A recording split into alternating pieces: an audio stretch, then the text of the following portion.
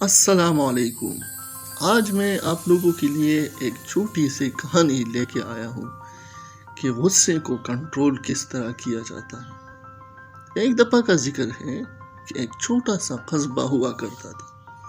ایک آدمی اپنی چھوٹی سی فیملی کے ساتھ وہ سکون کی زندگی گزار رہا تھا جس میں اس کی بیوی اور ایک بیٹا موجود تھا۔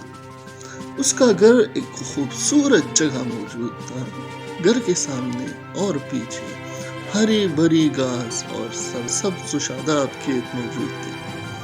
اس کا بیٹا جس کی عمر ابھی بہت کم تھی لیکن بڑھنے کے ساتھ ساتھ اس کا رویہ گھر والوں اور اپنے باپ کے ساتھ اچھا نہیں تھا۔ اس کے والد نے اپنے بیٹے کو بہت سمجھانے کی بہت زیادہ کوشش کی لیکن ساری محنت بیکار گئی۔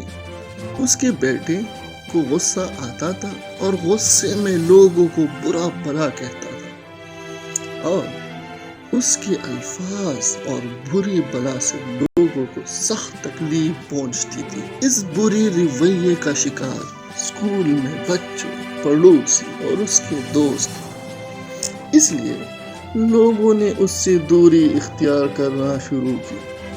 یہ دیکھ کر اس کے والد اپنے بچے کے لیے انتہائی ڈر گئے۔ ایک خوبصورت صبح اس کے والد نے اپنے بچے کو کمرے میں بلایا۔ اس کے والد نے یہ طے کیا تھا کہ اب وہ ہر حال میں اپنے بیٹے کا یہ رویہ ضرور تبدیل کرے گا۔ والد نے اپنے بیٹے کو ایک بیگ دے دیا جس میں بیٹے کو کہا کہ اس میں یہ بہت ساری کیل ہے اور ایک ہتھوڑا، اور اپنے بیٹے کو مخاطب کر کے کہا کہ بیٹا جب بھی تمہیں غصہ آئے تم نے گھر کے پیچھے جو لکڑی کا دروازہ ہے اس میں ایک کیل ہتھوڑے سے لگانا۔ پہلی دفعہ یہ سن کر اس کا بیٹا حیران ہوا لیکن اس نے حامی بھری۔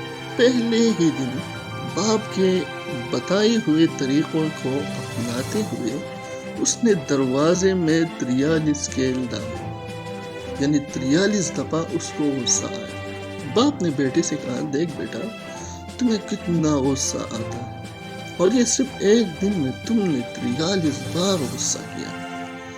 لڑکا یہ دیکھ کر من ہی من میں اپنے غصے کو دیکھ کر حیران ہوا اور اپنے غصے کو کنٹرول کرنے کا وعدہ کیا۔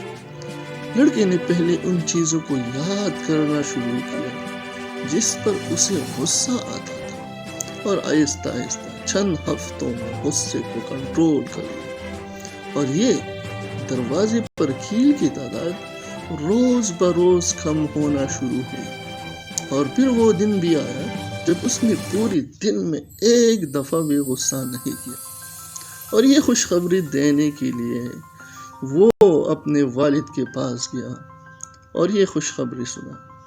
اس کا والد یہ سن کر کافی خوش ہوا، پر اس نے اپنے بیٹے سے دوبارہ کہا کہ اب جتنے دن تم غصہ نہیں کرو گے اس دن تم نے اس دروازے کی ایک کیل نکالنی ہے۔ لڑکا بہت خوش ہوا کیونکہ وہ یہ سمجھ گیا کہ اب غصے کو کیسے کنٹرول کرنا ہے اور اپنا رویہ کیسا ٹھیک رکھنا ہے۔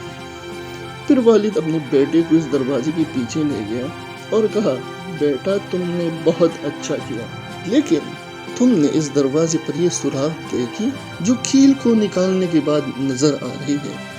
جب تم غصے میں برا بلا کہہ دیتے ہو لوگوں کو تو وہ اسی طرح ایک دبا چھوڑ دیتا ہے۔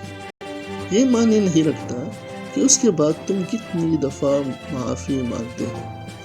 الفاظ گولی کی طرح ہوتی ہے جو ایک دفعہ بٹن دبانے کے بعد واپس نہیں آتی۔ اس لیے غصے میں چنی ہوئی الفاظ کا انتخاب سوچ سمجھ کر کرنا چاہیے، اور یہ آپ اچھی گفتگو اور اپنے آپ کے اوپر کنٹرول کرنے کی بات کر سکتے ہیں۔